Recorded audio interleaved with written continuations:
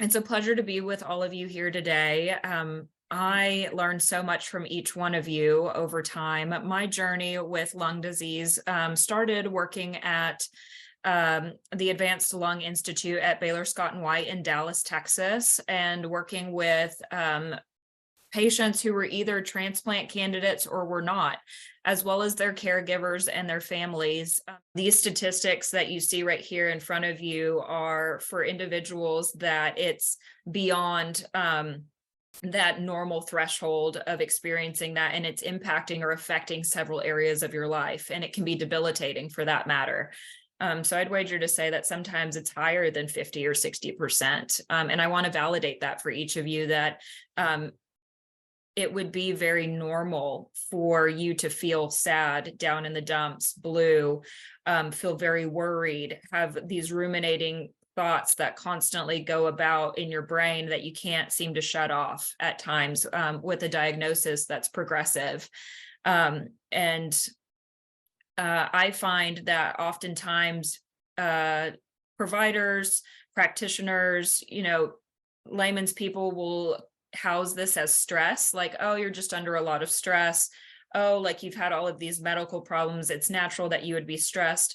But I feel like the term that really fits more for lung diseases and any chronic illness that's progressive, and is more, it's traumatic, right? So a traumatic event is an incident that causes physical, emotional, spiritual, and psychological harm, right? So it has made an indent, it's made an impact that is lasting in your life, and sometimes that can have reverberating consequences to it, where you might experience nightmares, you might experience sleep disturbance that's outside of the difficulty of breathing.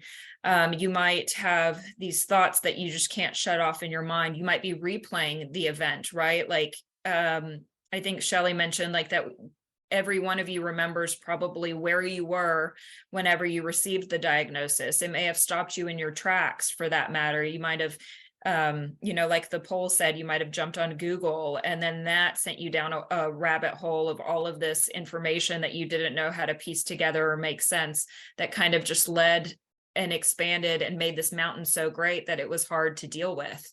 That's dramatic, and that's a lot to hold. So when we experience something like that, it might feel like many people don't understand, can't relate. You might feel isolated and feel like you're the only one that's going through this. So I'm really fortunate and glad for organizations like this, where you all can come together and have one another. So that brings me to my next slide, which is the 6 Stages of Grief by Kubler-Ross. And I have her book at the very end of this slide. This topic can be very heavy, but I hope that it provides you all an outlet and a way of just allowing yourselves to acknowledge that, yes, this is beyond a difficult experience. It can be extremely trying sometimes. And it's normative to have really dark thoughts.